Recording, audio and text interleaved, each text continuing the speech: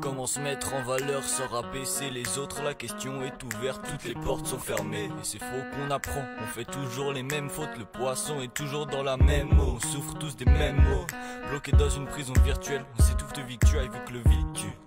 Futur meilleur, demain futur meilleur. Futur meilleur, demain futur meilleur. Maman m'a dit qu'il fallait être heureux, mais j'écris plus quand je suis triste. J'ai déjà regardé le vide dans les yeux, sourire de face à des reflets de vitrine. Les frères sortent quand l'argent rentre, j'ai plus un rond, je suis dans la tangente. Futur meilleur, demain futur meilleur. Futur meilleur, demain futur meilleur. Je suis dans ma loge, sur mon nuage comme les dieux de l'Olympe. Comme les dieux de l'Olympe, comme les dieux de l'Olympe. Respecté par les plus grands, je mets mes couilles sur la table d'Odin. Sur la table d'Odin, sur la table d'Odin. Un jour je changerai le monde, j'en suis certain. Mais pour le moment y'a que les ennuis qui me flairent, hein. Futur meilleur, demain futur meilleur. Futur meilleur, demain futur meilleur. Tout est beau dans l'ordi, du coup je fuis dans l'ordi. Tu veux la Benz ou l'Audi, n'écoute pas ce que l'ordi. Et tu le sais, leur ment, il apporte que la destruction comme l'homme blanc en Orient. Reste plus qu'à s'échapper loin d'ici. Trouver un coin libre, c'est de plus en plus dur. On fera le bilan plus tard. Moi je veux vivre dans le futur, mais je préfère mon plumard. Puisque y'a que l'argent qui compte, faut en faire. Je veux la paix mais c'est le nerf de la guerre. Ils ont pollué l'air de la terre. Je vais dans l'espace pour faire mes affaires. Puisqu'il y a que l'argent qui compte, faut en faire. Je veux la paix mais c'est le nerf de la guerre.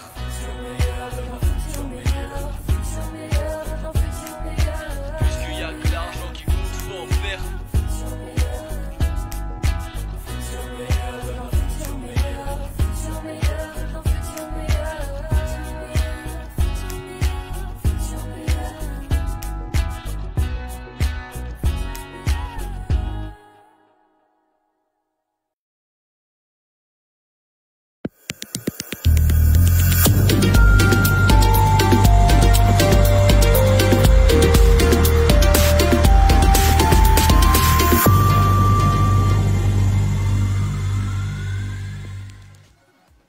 Et paf, on est en live.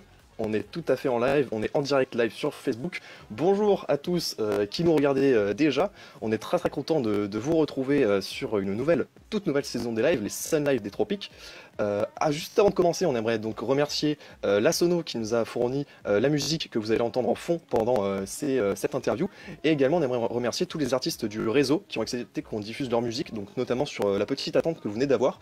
Ce sont tous des artistes du réseau Polytech et on est très heureux de vous les faire découvrir via nos lives. Donc, je le disais, la première émission d'une nouvelle saison de live qui seront passés sous le signe des cocotiers et des dauphins, les Sun Live des Tropiques. Et aujourd'hui, on se retrouve avec Monsieur Astori. Donc, je vais vous laisser vous présenter dans les grandes lignes pour ceux qui ne vous connaîtraient pas.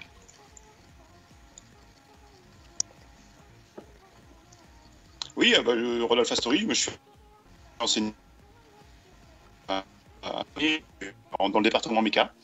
Et voilà, et puis je m'occupe du fabricarium, à la fois enseignant et à la fois dans le fabricarium, quoi. C'est là où on va me croiser le plus souvent à Polytech. D'accord. Donc, on va commencer par parler un peu de votre parcours, donc, notamment au niveau de vos études. Ouais, alors les études, moi je suis passé par à l'époque c'était un bac scientifique, puis ensuite je suis passé en prépa, ce qu'on appelait prépa T à l'époque, donc c'est très techno. Donc une fois que ces prépas-là sont terminées, j'ai intégré les arts et métiers. Donc une école d'ingénieur alors moi je faisais tout ça sur Vierzon, donc dans le centre de la France, et puis je me suis retrouvé à Lille, donc là le premier réflexe de ma mère c'est de pleurer, hein. Lille c'est un peu comme libéré, quoi. Et donc bon moi je savais pas trop, je connaissais pas bien, je savais que c'était en France, mais et puis arrivé sur la ville, bon j'ai compris que j'allais m'y sentir bien, quoi. L'ambiance était plutôt grande ville. Enfin, moi j'hallucinais complètement à Vierzon. Je sais pas si vous êtes peut-être déjà passé en train, mais c'est un nœud ferroviaire, mais c'est tout, quoi. Oui. D'accord. On avait un seul bar. Ouais, non, c'était. Donc voilà, arts et métiers pendant donc 2 ans à Lille, une 3e année à Paris. Donc après ça,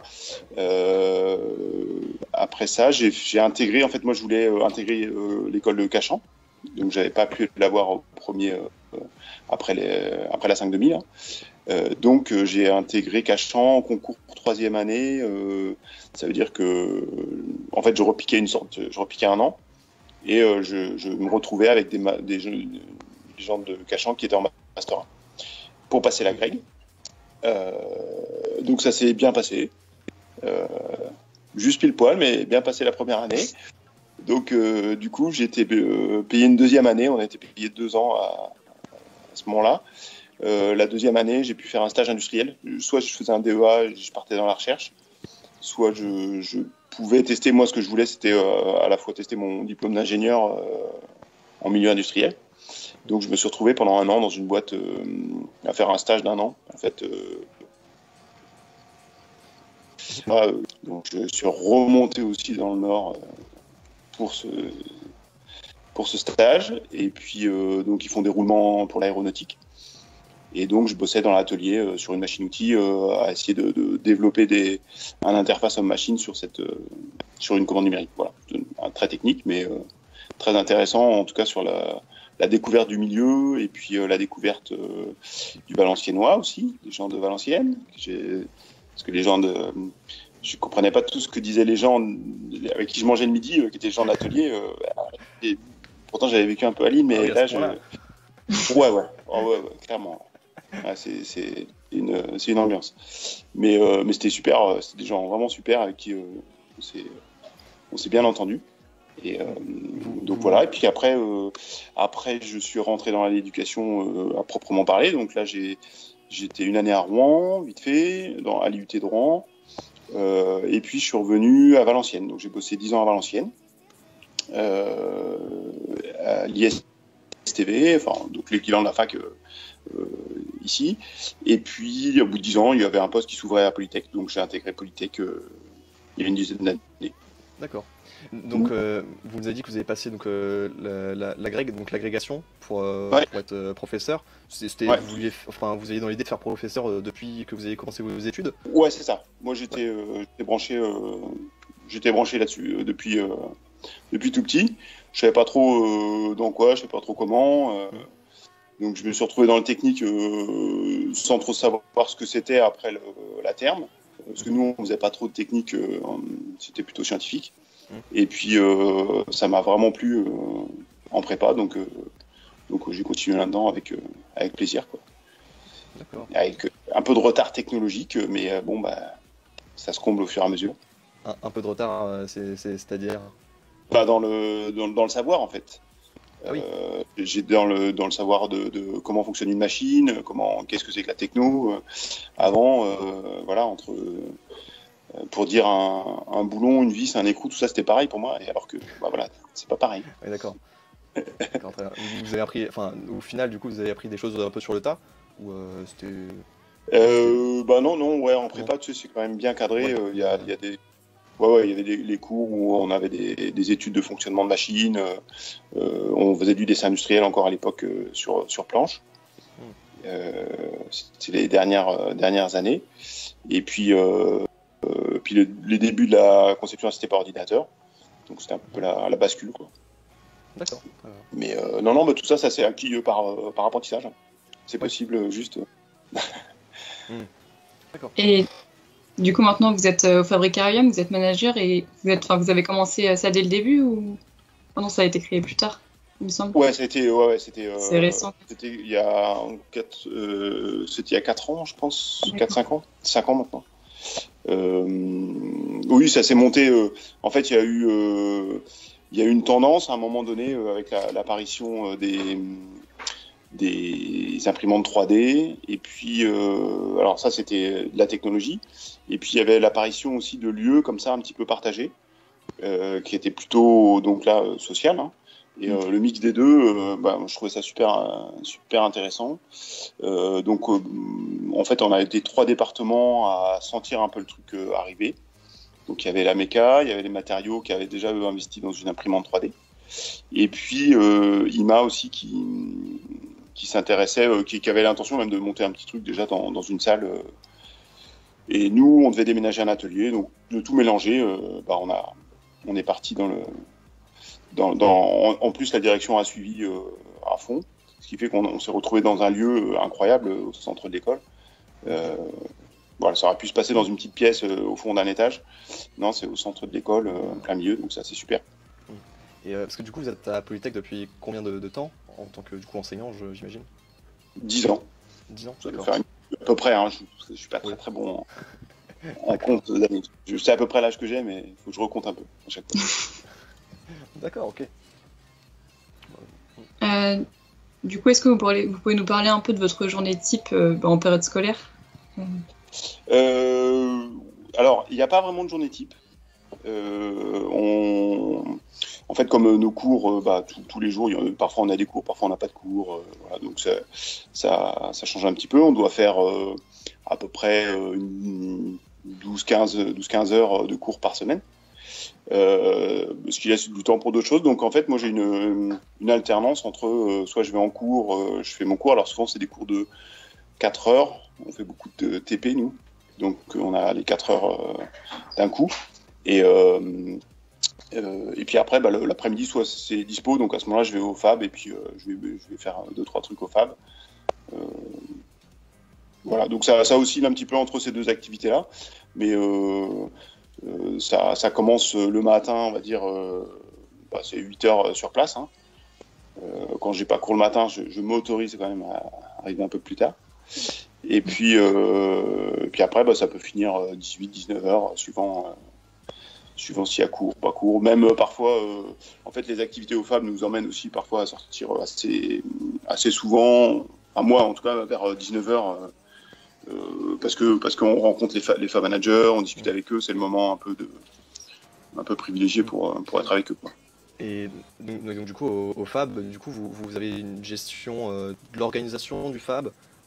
Quel est votre rôle dedans? Ouais, c'est assez fluide le FAB. Hein. Il y a des trucs à organiser, mais ça reste un petit peu malléable au fur et à mesure où les gens arrivent et ont des idées. Donc, par contre, on a quand même mis en place une structure de fond qui permet de gérer les réservations de machines. Au début, ça se faisait en écrivant son nom sur un papier, puis maintenant il y a un logiciel. Donc, au fur et à mesure, ça se complexifie. Moi, mon rôle maintenant, c'est alors j'ai le titre de coordinateur, co-coordinateur, parce qu'on est plusieurs. Donc voilà, avec l'équipe, on essaye de discuter un petit peu, de voir un petit peu ce qu'on peut faire, mais c'est encore, ça évolue. Enfin, il y a des sujets qu'on n'a pas traités encore, qu'il va falloir qu'on traite ou pas. Enfin, voilà, ça bouge.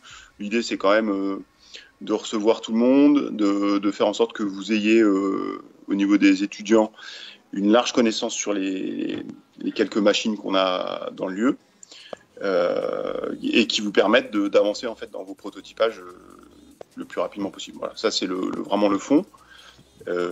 Puis après, il y a d'autres choses tout aussi intéressantes. Mais... Et, vous parliez qu'il y avait du coup, on peut s'inscrire pour utiliser des machines. Du coup, le FAB est ouvert à tous les étudiants de Polytech. C'est pas uniquement pour ceux qui ont des projets dans le cadre de leur cours ou c'est là où la partie sociale pour moi est aussi du Fabricarium est très importante. C'est que non seulement c'est ouvert à tous les étudiants de Polytech, tous les personnels de Polytech, c'est ouvert aux étudiants de l'université de Lille, c'est ouvert aux citoyens en général. Parce que nous, ce qui nous intéresse aussi, c'est que, en fait, à travers ce lieu, vous ayez la possibilité, alors c'est quand même toujours centré sur les étudiants de Polytech, hein, mais que vous ayez la possibilité de croiser d'autres personnes de la société civile. Donc l'ingénieur va rencontrer l'artiste, le designer, le retraité, l'enfant troisième qui vient faire son stage, et toutes ces rencontres-là font des choses...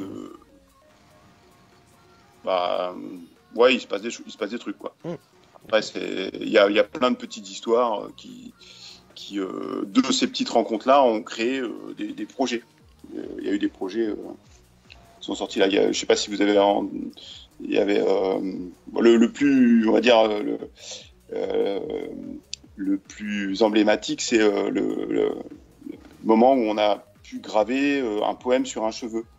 Donc ça, c'était Baptiste Leroy qui avait lancé cette idée-là, mais c'est rebondi en fait d'une personne qui venait de l'extérieur, qui est venue faire un cours au Fabricarium. De cette expérience-là, elle a vu que donc elle faisait de l'informatique, elle voulait traduire ses fichiers informatiques directement sur la découpe laser. De là, elle a dit à d'autres personnes qu'elle croisait dans un autre endroit qu'il y avait une découpe laser. Un artiste du Fresnois nous a contacté en disant si il paraît que vous avez une découpe laser, est-ce qu'on peut découper des choses ou graver des choses sur un cheveu? Alors on a dit non, mais Baptiste avait entendu qu'il y avait une machine qui permettait de le faire dans un labo.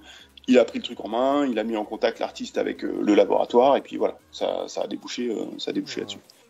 Donc voilà, c'est tous ces petits enchaînements qui partent de petits trucs, et puis ça... Voilà, il y a des histoires comme ça, il y en a quelques-unes, c'est rigolo.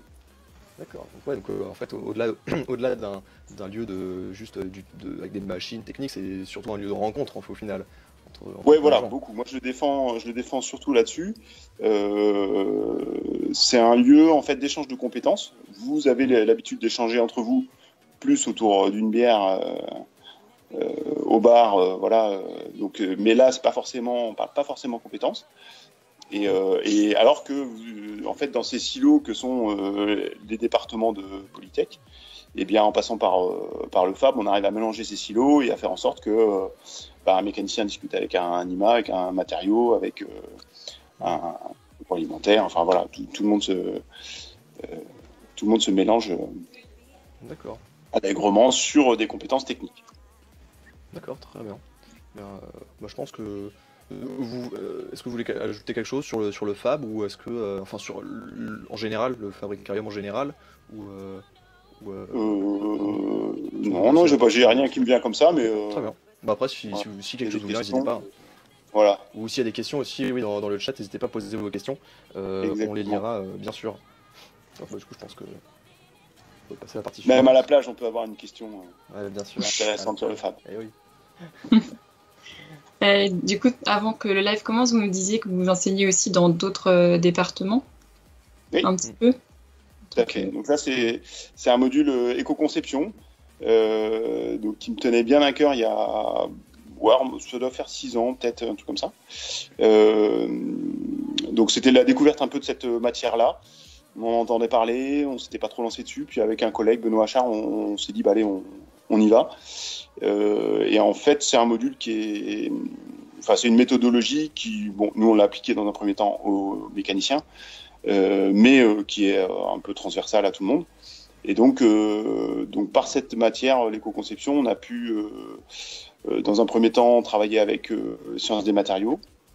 Donc on intervient avec les SM4 sur un module où on découvre un petit peu cette matière-là. Ça reste de la découverte, hein, ça reste très très léger. Et puis on l'a aussi mis en place avec agroalimentaire.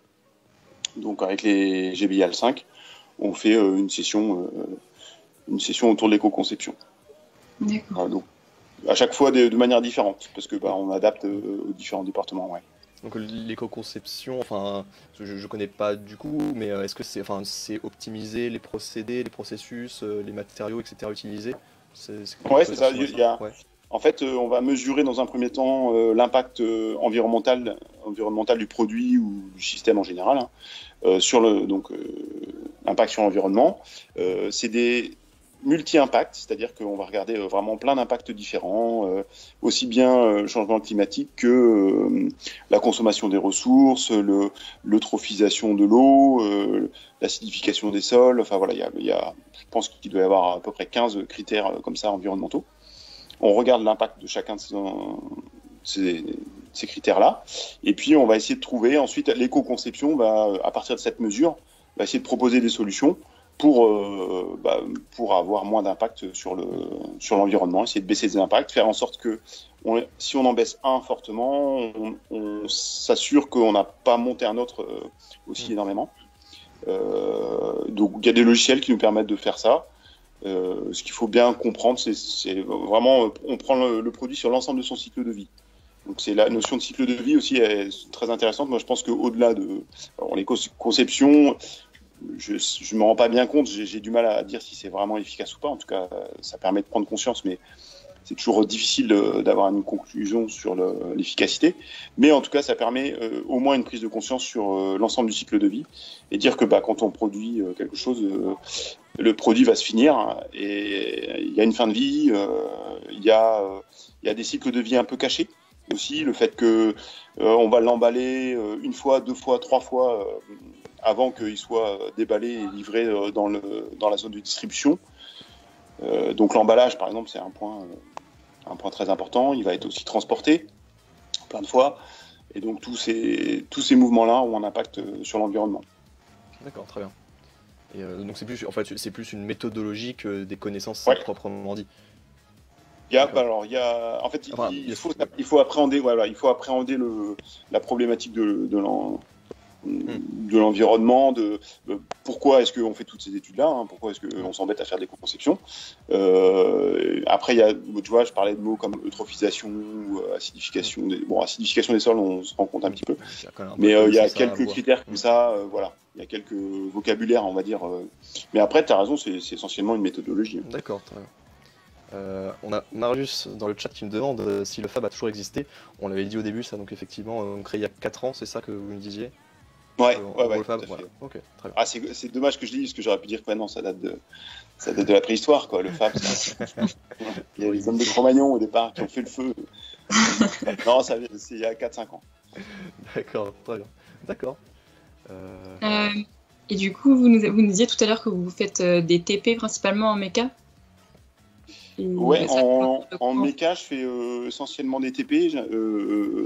Plutôt, alors moi, je suis en mécanique, je suis plutôt un fabricant. On est deux avec Thomas Dienne à être sur cette discipline-là. On est plutôt des fabricants. C'est-à-dire qu'on va s'intéresser à présenter aux étudiants de méca comment est-ce qu'on fabrique les pièces qu'ils inventent. Ils inventent, eux, des systèmes mécaniques, mais les systèmes, il va falloir les fabriquer. Et donc, on leur présente les technologies qui permettent de fabriquer. Donc, c'est pour ça qu'il y a aussi, adossé au Fabricarium, il y a le second lieu. Donc, je ne sais pas si vous connaissez cette partie-là, mais qui est plus un atelier de fabrication avec des commandes numériques, un tour, une fraiseuse, un poste à souder, des choses un peu plus lourdes à mettre en œuvre, quoi. D'accord. Donc ça, c'est essentiellement là où je fais mes TP, moi. D'accord. Du coup, on va passer à la partie plus axée sur vous, plus que sur votre parcours. D'accord.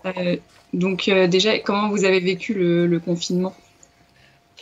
Le confinement, j'ai le premier mois, enfin vraiment le confinement en général, là on a vraiment pas mal bossé. Je me suis retrouvé à faire du 8h, 20h à Polytech.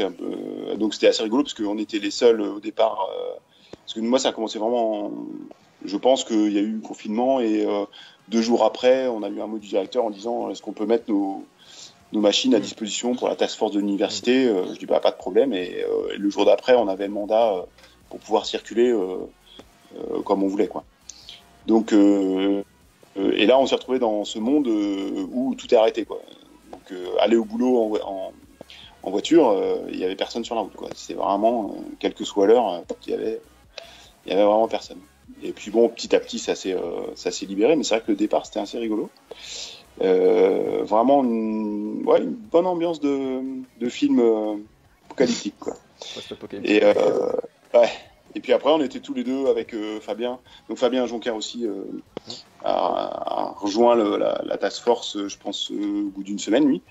Et puis on était tous les deux dans l'école, donc ça fait une ambiance aussi assez rigolote, hein. On pouvait crier, tout ça, on faisait des trucs que personne ne pouvait faire dans la vie courante. Et puis après, alors il y avait aussi nos collègues de Centrale qui étaient là aussi, donc ce qui fait qu'on avait quand même du monde. On allait échanger un petit peu. Nous, notre production, on leur livrait à eux, et eux après avaient le contact avec le CHR. Donc on avait. Voilà. Après ça, on y reviendra sur toute cette partie-là de production des viseurs en deuxième partie de l'émission. Donc d'accord. Et du coup, rapidement, vous avez fait après ça tout le confinement. Après, il y a eu des confinements et du coup retour plus ou moins à une activité à peu près normale, enfin sans les cours du coup. Ah, je crois qu'on vous a perdu, monsieur Astori. On dirait bien. Oui. C'est une perte de connexion. Eh bien, on va faire du meublage, c'est pas grave. Comment c'est faire. Donc effectivement, on remercie la Sono évidemment qui fait la musique que vous avez en fond. Le temps qu'ils reviennent, on va essayer de continuer un petit peu à parler. On ne sait pas ce qui se passe. Ça va revenir. Ça va revenir, on l'espère. Mais voilà, on remercie la Sono, également tous les artistes du réseau qui ont accepté qu'on diffuse leur musique, en début d'émission sur la tente qui est juste au début, ainsi que pendant la pause que vous allez avoir dans quelques minutes à la fin de cette première partie. Ok, bon, très bien. Alors, ça c'est une perte de connexion assez étonnante. Bien. Mais voilà, concernant les artistes du réseau, on apprécie vous faire découvrir, vous les faire découvrir via notre programmation musicale, et donc on vous la postera bientôt sur notre page Facebook. Globalement, voilà. Et donc pour rappel, là on était en train de plus parler de Monsieur Astori en lui-même, et après la pause on va passer à une partie plus axée sur le Fabricarium et les activités qu'il y a eu pendant le confinement. parce que du coup, il s'est passé quand même beaucoup de choses là-bas. Donc voilà, on parlera un peu plus de ça. Bien, écoute, et après la pause, on va aussi faire un petit jeu, donc qu'on vous laissera découvrir. Ce que je te propose, c'est qu'on lance la pause maintenant, comme ça, le temps qu'ils reviennent, on pourra relancer proprement tout ça lorsque il sera revenu. On part là-dessus. C'est parti. Hop, et bien on revient dans quelques minutes. Désolé, les aléas du direct.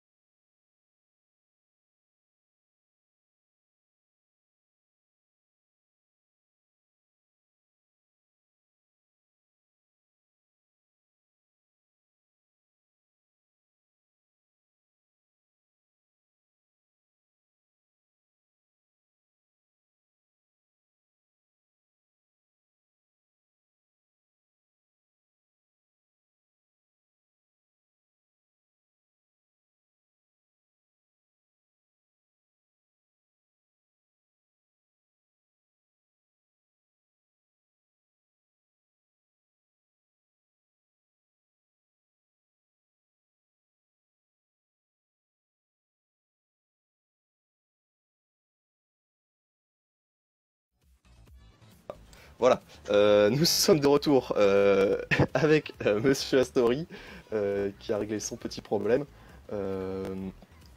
Bon, du coup, on peut reprendre du coup pour finir un peu cette première partie d'émission sur cette petite partie personnelle. Je ne sais même plus de quoi nous parlions. Moi, on était sûr. Bien écoutez, on peut. Ah oui, le confinement que vous l'avez vécu, du coup, vous avez finalement travaillé au Fabricarium pendant une partie du confinement. Ouais, c'est ça. Et après, ça c'est au déconfinement. Une fois qu'il y a eu le déconfinement, en fait, l'urgence était tombée. Et on a senti tout de suite qu'il n'y avait plus tellement de besoin. Donc là, c'était plus calme. D'accord, très bien. Donc, vous nous avez dit avant l'émission que vous avez quelques passions en termes de sport et de musique. Donc vous nous avez parlé du rugby et du kitesurf, c'est des choses que vous pratiquez régulièrement, enfin vous pratiquez depuis longtemps aussi, peut-être? Là, dès qu'il y a eu le déconfinement, par exemple, ouais, ça c'est quand même bien.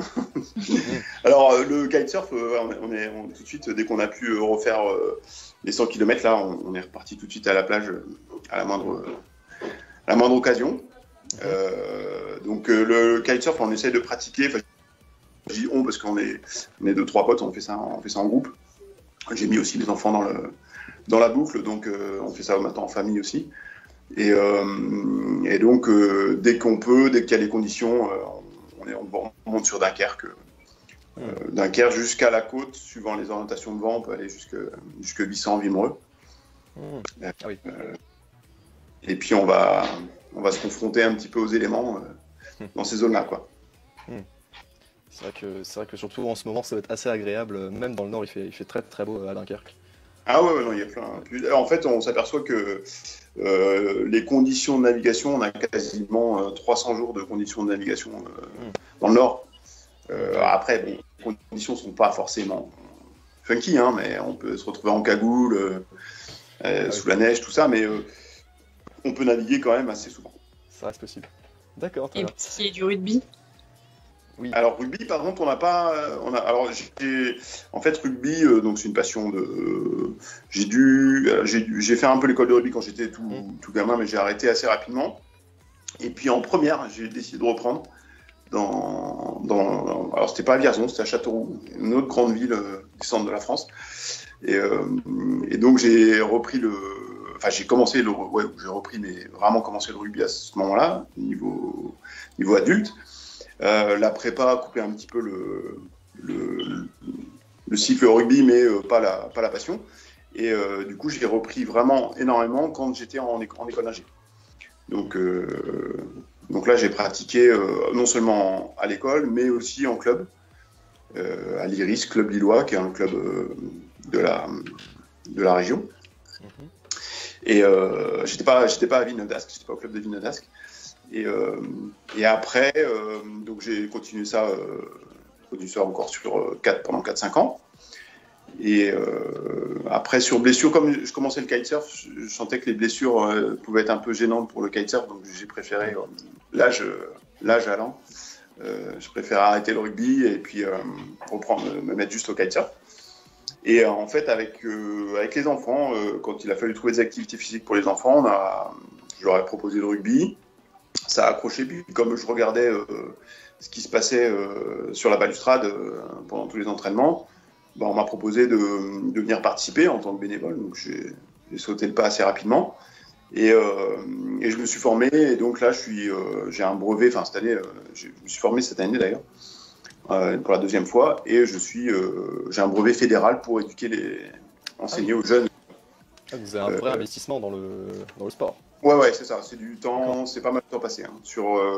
Là, je m'occupe des moins de 14, donc c'est des jeunes qui sont en 5e, 6e, 5e, plus les filles qui sont, elles, c'est 5e, 4e pour les garçons, et les filles, elles peuvent être aussi en 3e.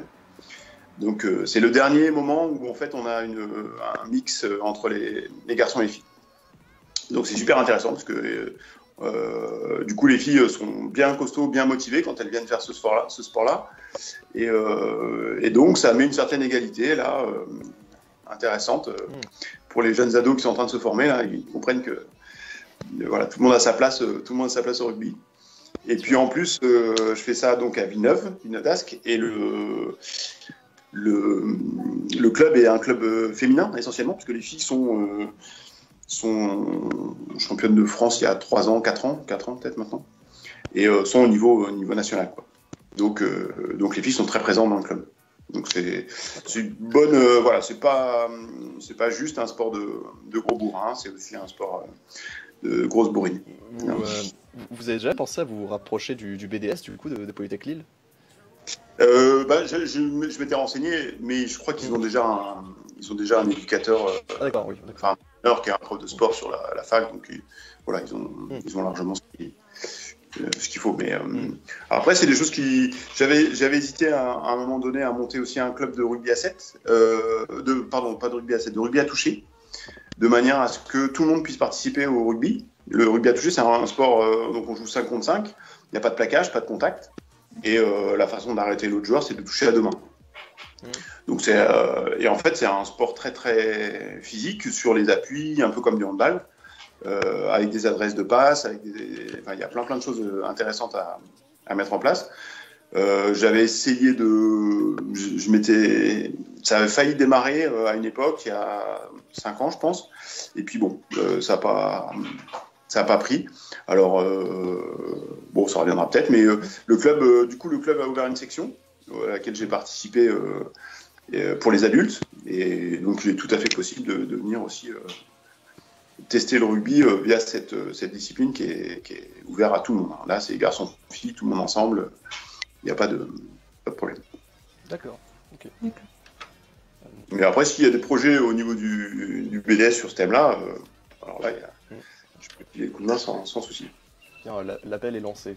Voilà, s'il y a des gens de BDS qui nous regardent, c'est dit. Du coup, on peut enchaîner, vu qu'on parle un peu de l'associatif. Si vous deviez choisir un club dans lequel vous pourriez vous investir un petit peu, lequel est-ce que ce serait? Parce que vous nous avez parlé du coup du kitesurf, donc pourquoi pas peut-être les régates avec ouais, tout à fait. Ouais, non, en fait, tout est super intéressant. Hein, quand j'étais, alors j'avais fait un choix très très assez fort en temps quand j'étais en école d'ingé, qui était le rugby. Donc j'ai passé quasiment trois soirs par semaine à l'entraînement, mais plus les week-ends. Mais c'est vrai que le bateau, c'est aussi une zone d'intérêt. Alors le kitesurf, je sais pas si y en a qui sont. Nous, enfin là, c'est marrant parce on a repris le kitesurf après le déconfinement avec des jeunes de Centrale. On allait naviguer avec des jeunes de Centrale parce que ils ont une année. Enfin, pendant leur année, il faut qu'ils lancent un défi. Ils se lancent un défi. Et donc ça peut être plein de trucs différents. Hein, et il y en a un qui voulait faire le défi kite, qui est une session avec, je sais pas, peut-être 400 ou 500 kitesurfers dans le sud. Et donc il s'était lancé ce défi-là. Et donc on l'a accompagné. Enfin, en gros, il fallait qu'on entraîne, quoi. Donc il avait le copain de Centrale comme prof. Qui devait l'encadrer, donc voilà, on a fait quelques sessions avec eux, c'était rigolo. Donc, mais je sais pas s'il y en a sur Polytech, des gens qui pratiquent ou. Oui, enfin, en tout cas concernant le rugby, on a Elisa qui nous dit dans le chat qu'en plus il n'y a même pas d'équipe de rugby au BDS de Polytech Lille. Donc, voilà. Quelle tristesse. Il y en a eu, parce qu'il y a eu pas mal de rugby à une époque. Ah bah oui, il y en a certainement déjà eu, mais apparemment il ne doit plus y en avoir. Bon. Ah ouais, d'accord. Oui, peut-être parce qu'ils sont associés à l'université de Lille, non? Il n'y a peut-être pas des trucs. Non, j'avoue que je sais pas. Ouais, je discuterai autour d'une bière avec le BDS. En tout cas, vous nous avez aussi dit que vous aimiez la musique, donc un peu de l'instru peut-être. Ouais, tout à fait, c'est ça. Ouais, donc ça, c'est venu plus tard. Hein. Je me suis mis à la musique à 30 ans à peu près. Et au début autour de Brassens, et puis Brassens jazz, Django, donc on est allé petit à petit vers la musique manouche, et donc je joue c'est avec les mêmes avec qui je fais le kitesurf. Enfin, il y a un petit groupe comme ça là où on a les mêmes passions, et donc on a monté un groupe de musique qui s'appelle Minor Strings, et on joue dans les troquets à l'occasion, comme ça. D'accord. Vous jouez de la guitare, du coup? Ouais, moi, je suis accompagnateur. Donc, il y a deux rôles. Hein. Il y a ceux qui sont bons, qui sont solistes, et puis ceux qui ont les doigts un peu plus raides, qui sont accompagnateurs. Donc, moi, je suis accompagnateur. D'accord. Et on est deux à l'accompagnement. Donc, comme ça, s'il y en a un qui fait une connerie, en général, l'autre la fait pas. Et on arrive il en faut moins deux pour avoir le niveau d'un seul, quoi. Et puis on a trouvé un soliste qui est vraiment très très très très doué. Et puis le troisième compère fait la contrebasse, ce qui fait que voilà, on est pareil. Parce que si on avait que deux guitares ou trois guitares, bah, quand on joue dans la rue, en fait, trois guitares, ça fait un peu clodo, quoi. Alors si on met une contrebasse, là, ça fait jazz, voilà. C'est la subtilité de la contrebasse. Est-ce que avec votre groupe, vous avez des dates de prévues, enfin dans des bars ou des troquets, comme vous disiez? Si on peut peut-être vous voir quelque part l'année, enfin du coup à la rentrée. Ouais. On a joué il y a 15 jours à l'Intervalle Bar. D'accord. Qui est dans le Vieux-Lille. Et puis sinon, là j'ai pas de date en tête, mais ça va sûrement se refaire. D'accord. Dès la rentrée, quoi. D'accord. Après, on n'est pas non plus super au taquet sur prendre des dates, tout ça. Enfin, on les prend un peu comme ça vient. Oui. On n'a pas mis en place une démarche agressive de marketing, de bar, trucs comme ça. Non, on n'a pas fait ça. C'est peut-être qu'il y aurait peut-être des gens qui seraient intéressés de vous voir. Voilà, dans d'autres contextes que Polytech, quoi, finalement. Il y a déjà eu des cas, pas mal de jeunes qui sont venus. On avait monté un groupe à une époque de jazz manouche avec des jeunes de Polytech, là. Donc c'était rigolo. On avait joué dans les troquets ensemble. Bon, s'il y a des jeunes qui veulent jouer autour de ça, alors là, pas de problème. Ok, très bien. Bien un deuxième appel de lancer. Voilà, il y a des musiciens qui me regardent. Voilà. Bon, question suivante, je pense. Je pense qu'on va passer à la pause. Je sais pas si on l'a fait du coup. Si tu veux la faire. Rapidement, est-ce que vous, en termes de cinéma, vous auriez un film ou deux à nous conseiller que vous aimez bien, ou une série, pourquoi pas? Je alors les dernières séries qui m'ont bien plu, j'avais bien aimé The Northman, qui est une espèce d'ambiance de vikings bourrins qui comprennent pas grand-chose, mais bon, voilà, c'était assez rigolo. Et puis sinon un film, bon, j'irai autour de Swing, Django. Swing. Ouais, c'est les deux films autour du jazz manouche qui sont assez bien faits, très bien faits, avec la fine fleur du jazz manouche derrière. Donc d'accord, très bien. Très bonne qualité. Eh bien, c'est parfait. Je pense que du coup on arrive à la fin de cette première partie d'émission. On a parlé surtout de vous, de votre parcours et de ce que vous appréciez. On va marquer une courte page de pause, 3 minutes environ, juste le temps pour nous d'aller boire un coup, de faire une petite pause.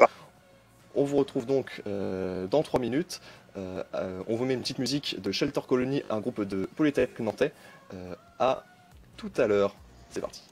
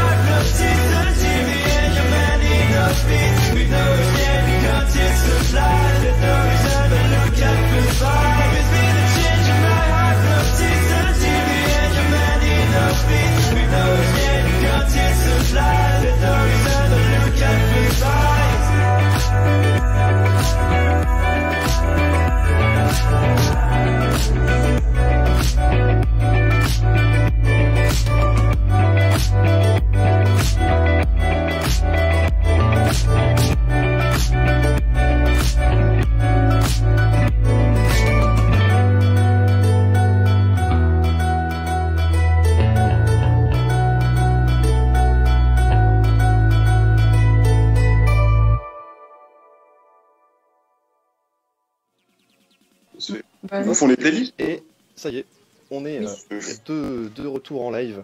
On est de retour en live et on dit effectivement bonjour à monsieur Simon Boyce qui nous passe le bonjour.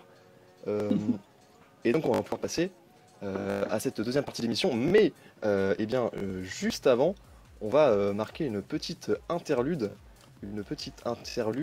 qui sera l'interlude du jeu de l'été. Voilà, le jeu de l'été, tout de suite. Mais qu'est-ce que c'est le jeu de l'été? Ça, c'est une grande question. Alors, Le jeu de l'été. Juline, je fais ça. on va vous demander, alors, je vais vous proposer à chaque fois deux inventions et vous allez devoir deviner laquelle est la plus ancienne. Donc on va commencer tout de suite. Alors, en premier, on a... Dans le chat, n'hésitez pas à participer aussi, hein, ça peut être rigolo. Ouais. En premier, on a l'imprimante 3D à résine. Et en deuxième, on a la fraise Garriguette. Ah ouais. Ah, Eh quand même. Ouais, la fraise quand même. La fraise avant l'imprimante à résine. C'est exact. Fraise Garriguette. Ouais, de combien d'années? C'est combien pas tant que ça, c'est en plus ou moins 20-30 ans, 24. entre 20 et 30 ans. Sur la fraise Garriguette, c'est un croisement qui a été créé en 1976, visiblement.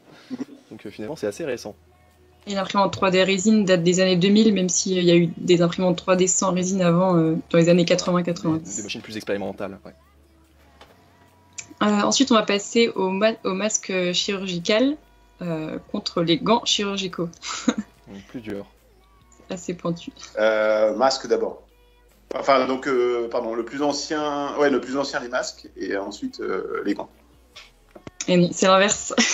Ah. Les gants chirurgicaux ont été inventés en 1894 et le masque en 1897. Donc c'était quand même très 3 ans proche. près, vraiment, on n'est pas sur, D'accord, ouais. sur Ah ouais, grand je veux chose. dire, quand même. Ok, sans pitié, quoi. Bon, le suivant est simple, donc ça va. Ok. Alors, ne me dis pas ça maintenant. Puis, là, ça Ne me dis devrait pas aller. après. Le suivant, ça va être donc entre la radio et l'IRM.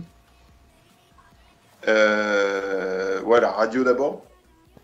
Oui, c'est ça. Tout à fait. 73 ans de différence. Les fréquences moyennes avant les ondes. Les rayons X, ok. Alors ensuite, on est déjà à l'avant-dernier. Pardon? Oui, c'est infrarouge, IRM. Sans doute. Peut-être. Non, je sais pas. Enfin, c'est la résonance magnétique, du coup, je sais pas si ça utilise des ondes Ah ouais. électromagnétiques. Je ne sais pas, vraiment, l'IRM pour le coup.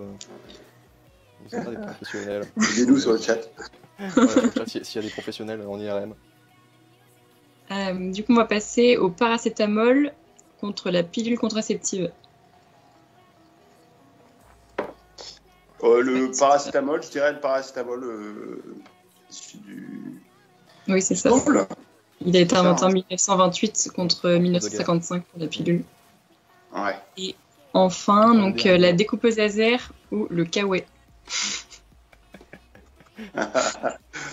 Ok.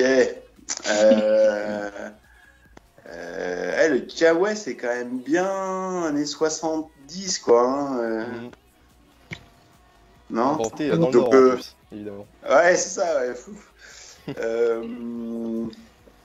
Non, je dirais le kawaii d'abord. Kawaii Et d'abord. non, c'était la découpeuse laser. Le laser, c'est vachement plus vieux que ce qu'on peut penser, ouais. C'est 1956. Donc c'est plutôt vieux. Pourquoi La découpeuse laser. Ah, ok. Ah, Les ouais. premières Et le découpeuse kawaii laser. a été Ouais. inventé en 1965. Après, ça devait être évidemment les tout débuts, ça devait être surtout des machines expérimentales utilisées Ouais. assez peu. Mais ouais. Ah ouais, Ça mais reste j'aurais un peu pensé que le kawaii expérimental, il était quand même Et bien avant. ouais, c'est 1965 finalement, c'est pas beaucoup plus tard, mais. À 65 quand même. Ah ouais, 65, d'accord. ouais. Ok. Pas mal. Ok. Voilà. Et donc voilà, c'était le petit jeu. Et juste avant de finir, C'est très bon quand même. Hein. mais en même temps, qui connaît la date de création de la fraise Garriguette ou du kawaii? Ouais. Et juste avant de finir cette petite interlude jeu de l'été, on aimerait vous proposer un tout deuxième petit jeu assez rapide. Vous allez avoir 30 secondes, on va vous donner un objet, et vous allez devoir essayer de nous donner le plus d'utilisation détournée de cet objet. Par exemple, je m'explique, disons une perche de saut à la perche, par exemple, ça pourrait faire une très bonne tringle à rideau. Voilà, par exemple, ça fait un grand rideau, mais techniquement ça marche. Ou si on attache par exemple une palme au bout, ça peut faire une bonne rame dans un bateau. Voilà.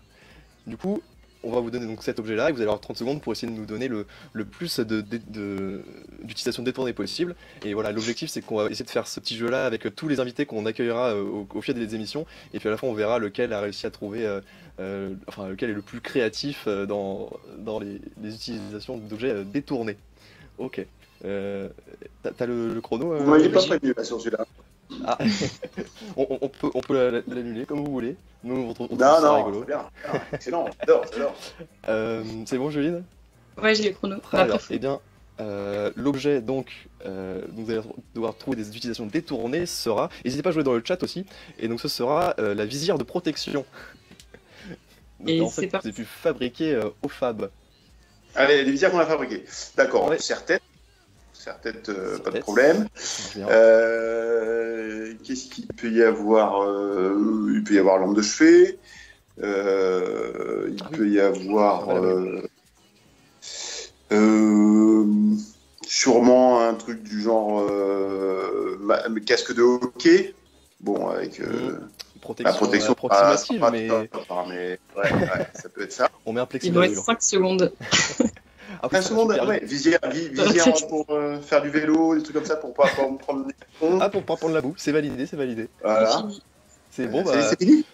bah, Oui. alors franchement, on n'avait pas encore testé le jeu et il se trouve que 30 secondes ça va beaucoup plus vite que ce qu'on aurait pu penser. On pensait qu'une minute, ça allait être trop long, mais effectivement. Mais Ah ouais, c'est effectivement, 30 secondes, on les voit pas passer. Hein. C'est pas les mêmes que. mais en tout cas, vous en avez trouvé 4 je suis médecin. et c'est déjà pas mal. 4 c'est pas mal.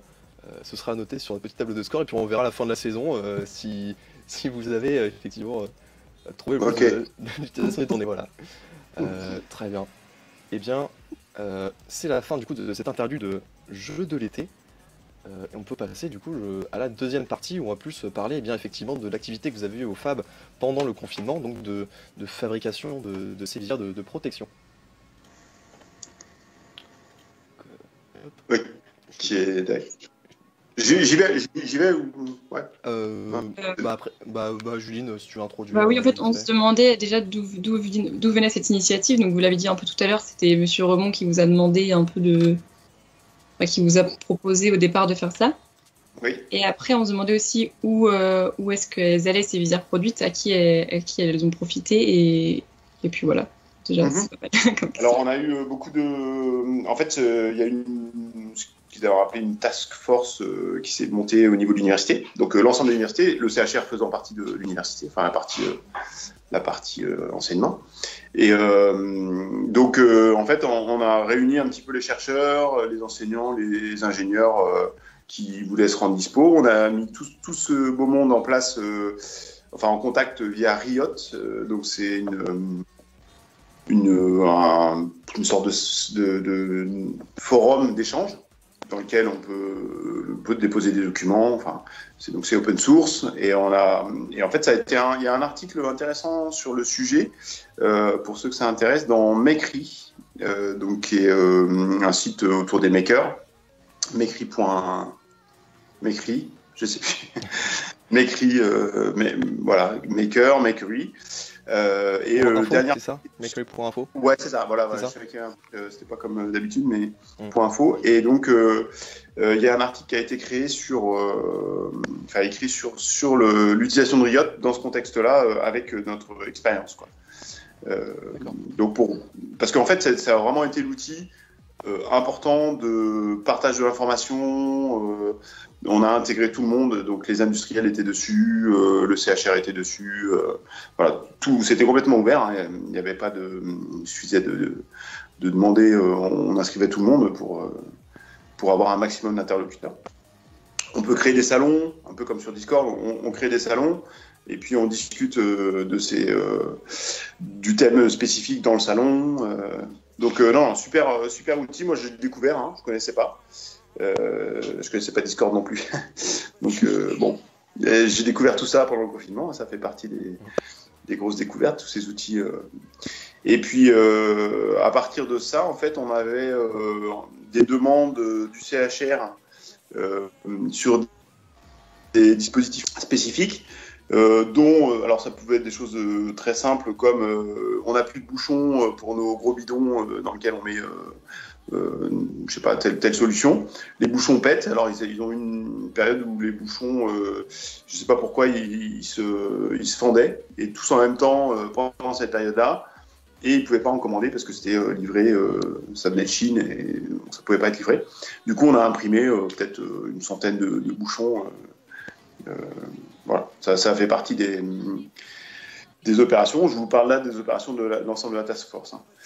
On partageait pas mal de fichiers sur CAO, enfin de conception assistée par ordinateur, sur Onshape aussi, donc qui nous permettait tous d'avoir accès aux fichiers hyper rapidement.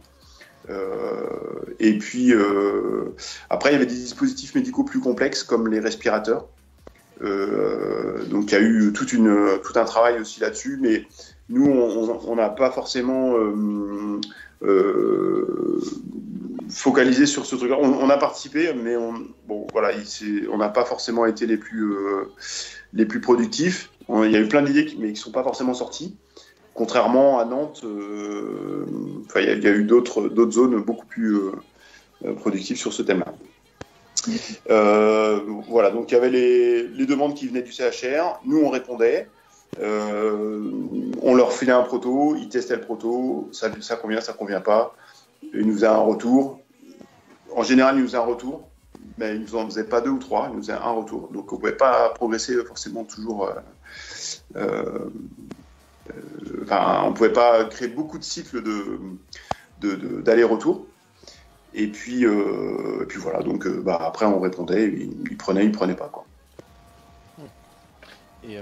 Et du coup, au Fab, on a pu voir notamment sur la page Facebook du Fabricarium que vous avez produit pas mal de visières de protection. Voilà, donc ça c'était ce sur quoi on s'est penché le plus rapidement, puisque en fait c'était assez rapide avec la demande était forte et nos outils permettaient d'y répondre facilement. Donc on a commencé avec des choses qui avaient été dessinées par des Suédois en open source aussi. Donc on s'est inspiré de leur modèle. On l'a transformé de manière à ce que... Donc ça c'était en partenariat, il y avait beaucoup de monde en partenariat là-dessus. Donc Renault Douai, Dagoma, là je vous parle des industriels, Renault Douai, Dagoma, je pense qu'il y en avait un autre mais je n'ai plus en tête. Et donc en fait chacun, plus donc l'université, et chacun a testé en fait différents modèles pour essayer de l'optimiser pour qu'il soit imprimable en grande quantité, les uns sur les autres. En fait, donc il fallait créer quelque chose à épaisseur constante, donc ce qu'on va appeler stackable, c'est-à-dire on peut les mettre en paquet. Donc ça a été l'objet de bien 2 semaines de développement. Donc on garde nous l'évolution dans Onshape par exemple, on garde l'évolution des différents modèles et on voit un peu comment on a optimisé un peu tout ça. Et puis ça c'est allé jusqu'à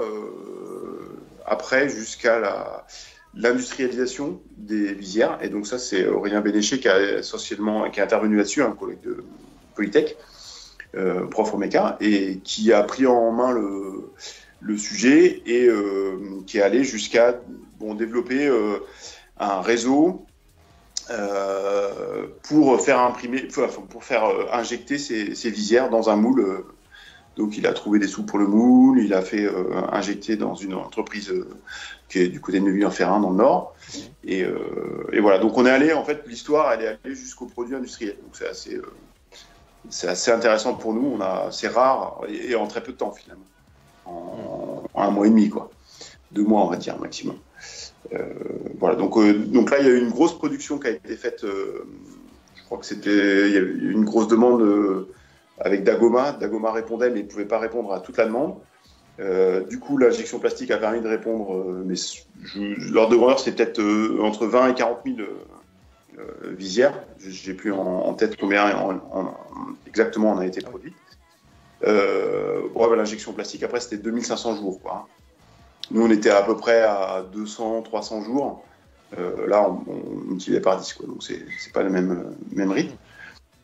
Et donc, voilà. Donc, nous, c'est cette histoire-là qui a été réglée en 2 mois, arrivée jusqu'au produit industriel, même s'il est assez simple, c'était quand même assez complexe. C'est quelque chose qu'on ne verra pas aussi facilement, quoi. Et du coup, donc ça c'était pendant le confinement que vous faisiez ça, et du coup il y avait après toutes les imprimantes 3D qui tournaient en continu au Fabricarium pour produire tout ça.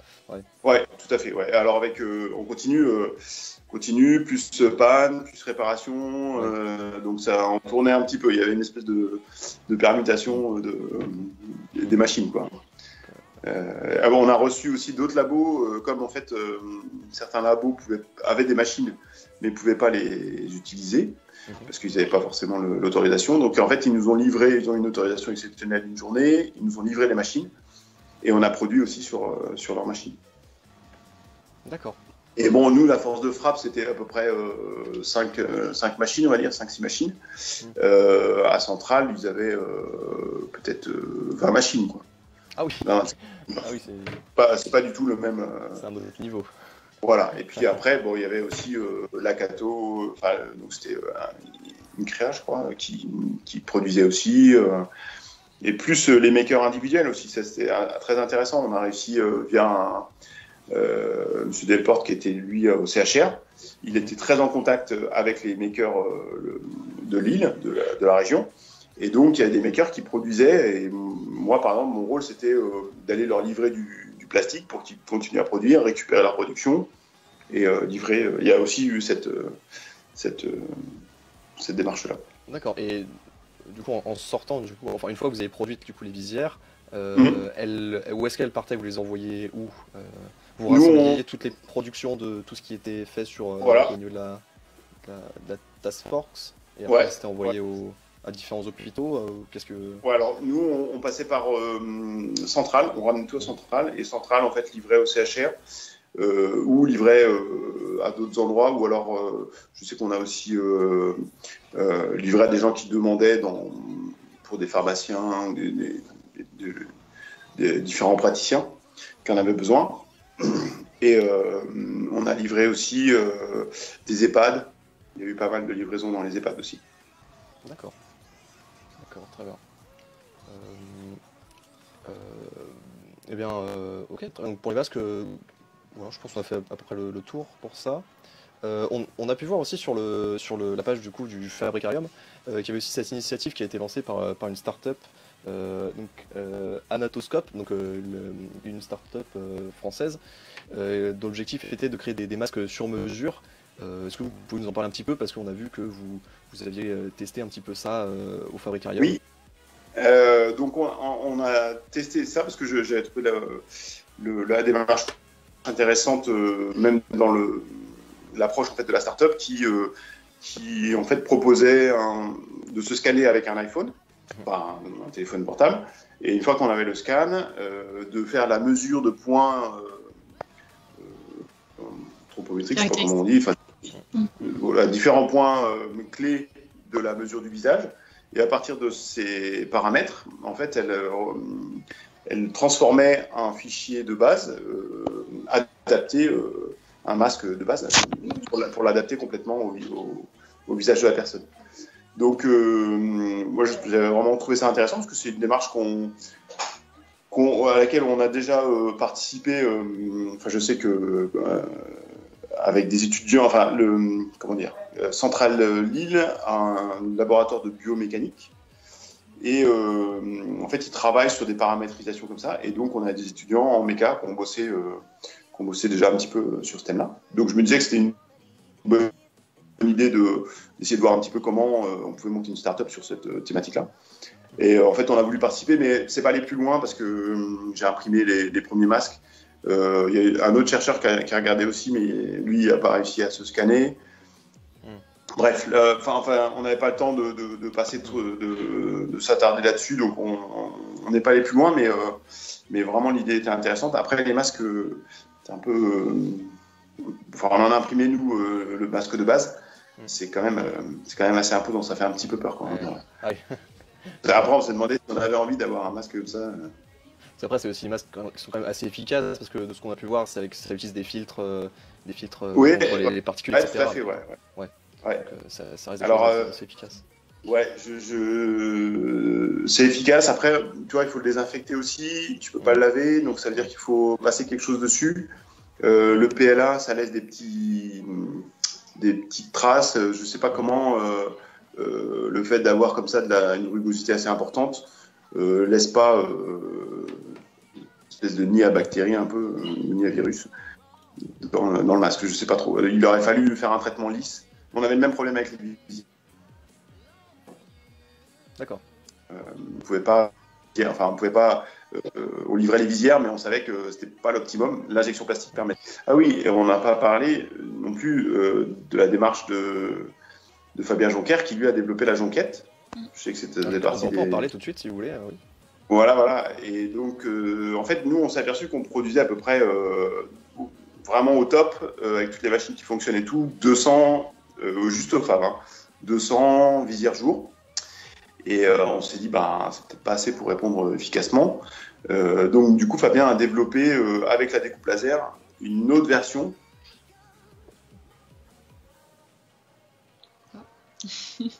Vous pouvez en faire 13 à la demi-heure. Donc, ça commence à être intéressant. Ah, oui.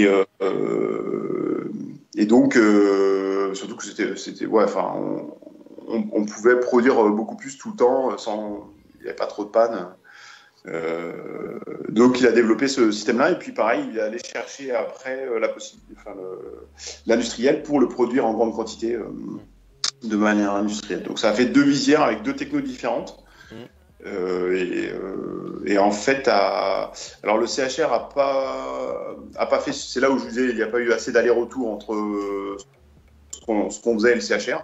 On leur a envoyé une première version avec des défauts, et en fait ils ont tout de suite dit non, et ensuite ils sont pas revenus dessus, alors que nous on a continué à l'améliorer. Et là on a eu une démarche aussi intéressante, c'est-à-dire qu'on est allé en direct avec, il y avait un groupe sur Facebook qui était Maker for Covid ou un truc comme ça, et en fait il y avait une personne du CHR de Tourcoing qui était un médecin du CHR, qui avait des besoins, qui prenait tout. Il dit on a rien, il nous faut des trucs.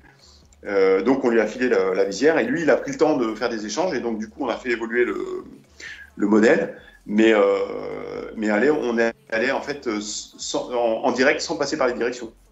On est allé vraiment de pair à pair, quoi. Donc lui il n'avait pas forcément les autorisations pour les utiliser, et puis en fait en les utilisant il s'est aperçu que ça lui allait très très bien, quoi. Donc il nous en recommandait, même pour des EHPAD, Et donc du coup la jonquette aujourd'hui elle est produite au niveau industriel, ou c'est encore juste au Fabricarium que c'est produit? Mais du côté alors on en produit aussi au Fabricarium, s'il y a besoin. J'espère qu'il n'y en aura pas besoin, mais voilà, s'il y a des besoins pour la rentrée, des personnes qui en veulent, tout ça, on peut en produire. Mais là, elle est produite plutôt du côté de Angers, je crois. Nantes ou Angers. Et ça, l'industriel qu'on a trouvé, que Fabien a trouvé, il est là-bas. D'accord. On n'a pas trouvé plus près. Très bien. Eh bien, merci beaucoup pour ces réponses. Est-ce que vous avez quelque chose à ajouter sur ce que vous voulez? Ce que je repense comme ça, c'est en fait aussi la suite. Une fois que tout ça a été fini, on a continué avec des étudiants de Polytech sur un truc qui s'appelait Alors on bouge. Je ne sais pas si vous avez vu passer ces trucs-là. Donc c'est des étudiants, en fait, on a proposé des sujets pour des EHPAD, les EHPAD en fait connaissent des problèmes d'épidémie tout le temps, que ce soit la grippe, une gastro ou un truc comme ça. Et donc, on a monté 4 axes de développement de produits pour les EHPAD avec les étudiants qui voulaient bien s'inscrire dans la démarche. Donc, on a aussi une super expérience comme ça derrière d'accompagnement, c'est une sorte de stage, entre guillemets, d'accompagnement à distance d'étudiants qui bossaient pour développer ces produits-là. Et donc, ça, c'était une expérience plutôt avec les étudiants de Polytech, qui s'est mis en place et qui était, moi j'ai trouvé ça super sympa.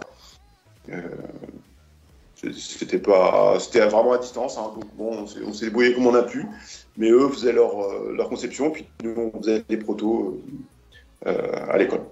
Voilà, donc ça s'est terminé et ça a plutôt bien fonctionné. D'accord, très bien. Bien, du coup, cette partie touche à sa fin, mais du coup, en conclusion, on peut noter que y a eu beaucoup d'initiatives qui ont été prises du coup au Fabricarium par vous ou par Monsieur Jonker pour aider bien l'ensemble des gens qui en auraient besoin. Cette émission, sauf si vous avez encore quelque chose à ajouter, ou sinon globalement je pense qu'on a posé toutes les questions qu'on avait à vous poser. Bon, non, ce que j'avais dit déjà à Justine, c'est que je trouve que votre... vous m'avez perdu là, oui, c'est bon. Oui, là, on vous a retrouvé, c'est bon. C'est que je trouve que votre initiative là, de radio, c'est assez sympa comme concept. Et donc, continuer à faire causer un petit peu les gens, avoir une démarche d'inclusion comme ça, des expériences de chacun, je trouve. Bien. C'est... Merci de votre retour, et en tout cas ce qu'on peut dire c'est que cette émission en tout cas ce sera tout l'été, tous les dimanches à 17h, et puis on accueillera des gens d'horizons assez différents, toujours en rapport avec Polytech, mais qui font des choses assez différentes. Et bien cette émission touche à sa fin. Merci beaucoup aux gens qui nous ont regardés d'avoir été là, d'être passés, dire bonjour, ceux qui étaient dans le chat évidemment. Nous on se retrouve dimanche prochain à 17h, comme je viens de le dire, pour une nouvelle émission, avec comme invité, on vous le donne en exclusivité, Madame Emmanuelle Pajot, donc Respocom de Polytech Lille. Eh bien écoutez, je vous laisse le mot de la fin, Monsieur Astori. Bon, alors, vous lui laissez bien que 30 secondes hein, sur le produit. Hein. Que 30 secondes, promis, c'est promis. Pas gagné. Parfait. Eh bien, merci beaucoup d'avoir été avec nous, et à bientôt. À bientôt, merci beaucoup pour votre émission. Tac.